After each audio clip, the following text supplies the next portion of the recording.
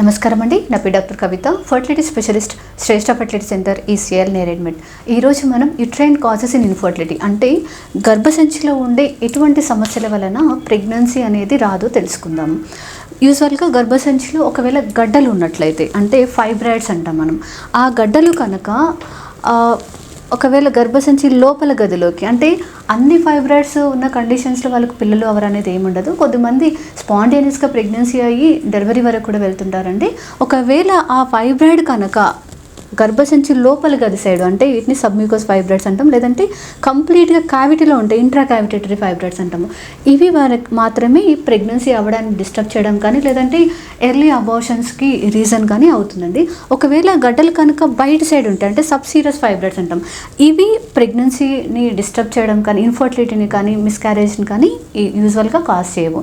ఈ submucous fibroids కానీ intra క్యావిటేటరీ fibroids కానీ ఏ విధంగా మనకు ఇన్ఫర్టిలిటీ అంటే ప్రెగ్నెన్సీ అవ్వడాన్ని ఆపుతుందో తెలుసుకుందాం. ఇప్పుడు ఈ ఫైబ్రాయిడ్స్ అనేది ఇక్కడ ఉండడం వలన ఇవి అబ్స్ట్రక్షన్ అంటే ఈ స్పర్మ్ యూజువల్గా వైఫ్ అండ్ హస్బెండ్ రిలేషన్ తర్వాత కణాలు అనేవి ఇక్కడ నుంచి ఇక్కడ ట్యూబ్ ద్వారా రీచ్ అవ్వాలి. ఇవి గడ్డలు ఉండడం వలన ఈ స్పర్మ్ ట్రాన్స్పోర్ట్ అనేది డిస్టర్బ్ అవుతుంది.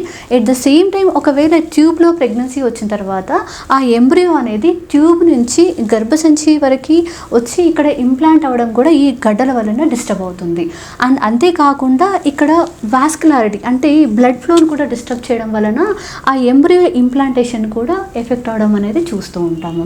ఒకవేళ మనకి సబ్మ్యూకస్ ఫైబ్రాయిడ్స్ కానీ ఇంట్రా క్యావిటేటరీ ఫైబ్రాయిడ్స్ కానీ ఏమైనా ఉండి వారికి ప్రెగ్నెన్సీ అవ్వట్లేదు అంటే కనుక మనం హిస్ట్రోస్కోపీ ద్వారా ఫస్ట్ వీటిని రిమూవ్ చేసిన తర్వాత ఫర్దర్ ట్రీట్మెంట్ అనేది సజెస్ట్ చేస్తూ ఉంటాము.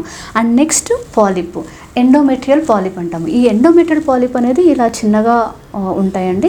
ఒకవేళ చిన్న సైజు ఉన్నాయంటే అవి యూజువల్గా ప్రెగ్నెన్సీ అనేది డిస్టర్బ్ చేయదు.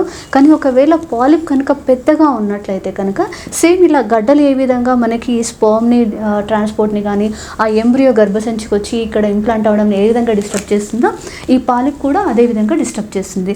ఒకవేళ ఈ పాలిప్ కనుక ట్యూబల్ ఆస్టియం అంటే మనకి ట్యూబ్ అనేది గర్భసంచిలోకి ఓపెన్ అయ్యే దగ్గర కనుక ఇది ఉంటే కనుక ఇది ట్యూబ్ని అనేది బ్లాక్ చేస్తుంది. ఈ స్పర్మ్ అనేది ట్యూబ్లోకి రీచ్ అవ్వకుండా ఆపుతూ ఉంటుంది.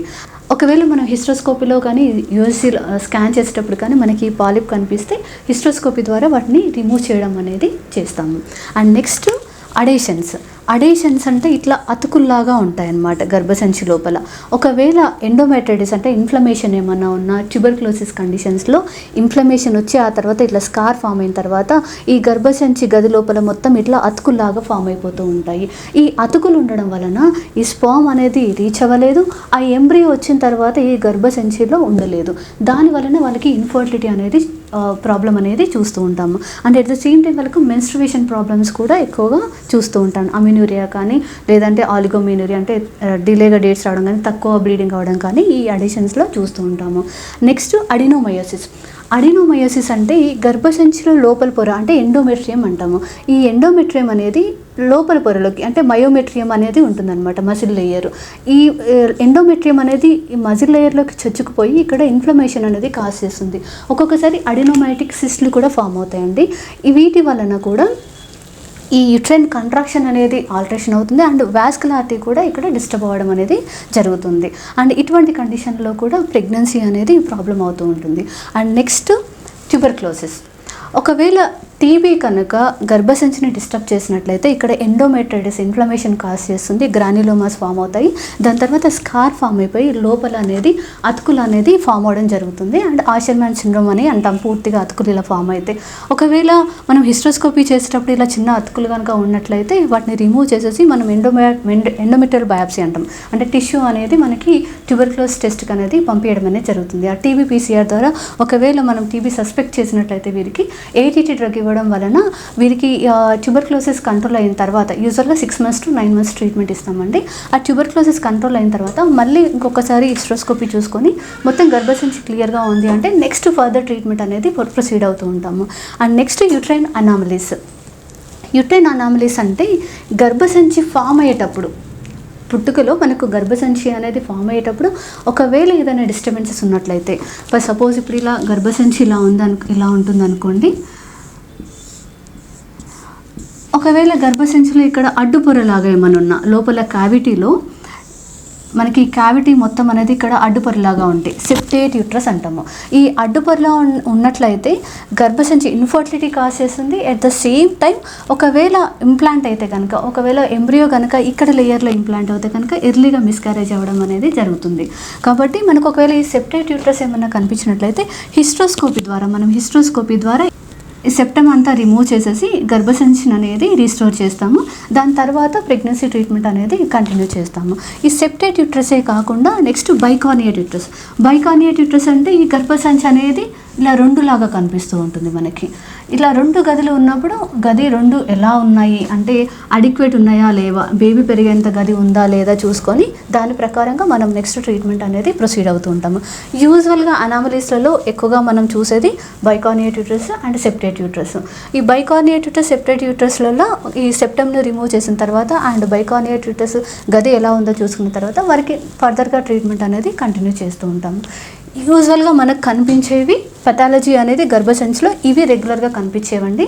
ఇవి కాకుండా అంటే ఈ మనకు స్కాన్లో కానీ హిస్ట్రోస్కోపీలో కానీ ఈ విధంగా కనిపించేవి కాకుండా ఎండోమెట్రియం ఇంప్లాంటేషన్ జరిగేటప్పుడు, గర్భసంచిలో ఇంప్లాంటేషన్ జరిగేటప్పుడు బేబీ వచ్చి ఇక్కడ అతుక్కొని లోపలికి చొచ్చుకుపోయి ఇక్కడ మొత్తం బ్లడ్ సప్లై తీసుకునే ఆ ప్రాసెస్లో కూడా ఏదైనా డిస్టర్బ్ ఉన్నా కూడా ప్రెగ్నెన్సీ అనేది డిస్టర్బ్ అవడం అనేది జరుగుతుంది. ఇది లిటిల్ ఫేస్ ఇట్లాంటి కండిషన్ ఒకటి ఏంటంటే ఎల్పిడి, లిటిల్ ఫేస్ డిఫెక్ట్ అంటాం అనమాట. ఈ గర్భసంచి అనేది ప్రొజెస్ట్రాన్కి సరిగ్గా ఎక్స్పోజ్ అవ్వకపోయినా, ఒకవేళ ఆ ప్రొజెస్ట్రాన్ ఉన్నా ఇది సరిగ్గా తీసుకోలేకపోయినా దీంట్లో ఇంప్లాంటేషన్ కంటే బేబీ ఉండడానికి కావాల్సిన ఎన్విరాన్మెంట్ అనేది సరిగా క్రియేట్ అవ్వకపోయినా కూడా ఇంప్లాంటేషన్ అనేది ప్రాబ్లం అయ్యి ప్రెగ్నెన్సీ అనేది రాదు. అండ్ ఇంటిగ్రిన్స్ అంటాం. ఇంటిగ్రిన్స్ అనేవి ఇది ఎక్స్పోజ్ అయినప్పుడు ఆ బేబీ అతుక్కోవడానికి యూజ్ అవుతాయి. ఒకవేళ ఆ ఇంటిగ్రిన్స్ డెఫిషియన్సీ ఉన్నా అండ్ ఇంప్లాంటేషన్లో జరిగే ఈ మెకానిజంలో ఎక్కడైనా డిస్టర్బెన్స్ ఉన్నా కూడా గర్భసంచి మొత్తం నార్మల్గా కనిపించిన ఈ ఇంప్లాంటేషన్ దగ్గర ప్రాబ్లం అయ్యి వారికి ఇన్ఫర్టిలిటీ అనేది యూజువల్గా చూస్తూ ఉంటాము. ఇవి మనకు రెగ్యులర్గా కనిపించే కాజెస్ అండి. కాబట్టి మనకు ఎవాల్యుయేషన్లో అంటే పిల్లలు కాని వారికి మనం గర్భసంచి ఎలా ఉంది ఏంటి అన్న ప్రాబ్లం ఉందో తెలుసుకోవాలంటే యూజువల్గా వారికి స్కానింగ్ ద్వారా కానీ హిస్ట్రోస్కోపీ కానీ ల్యాప్రోస్కోపీ కానీ అండ్ ఎంఆర్ఐ, ఒకవేళ అనామలీస్ ఏమైనా కనిపిస్తే కనుక ఎంఆర్ఐ కూడా ఒక్కొక్కసారి సజెస్ట్ చేయడం జరుగుతుంది. సో ఈ ఇన్వెస్టిగేషన్స్ ద్వారా వాళ్ళకి ఎటువంటి ప్రాబ్లం ఉంది ఏంటి అండ్ ఒకవేళ ఏదైనా మనకు ట్రీటబుల్ కాజెస్ ఉంటే కనుక వీటిని రిమూవ్ చేసేసి అండ్ నెక్స్ట్ ఫర్దర్గా ట్రీట్మెంట్ అనేది ప్రొసీడ్ అవుతే చాలామంది కన్సీవ్ అవ్వడాన్ని చూస్తూ ఉంటాము. Thank you.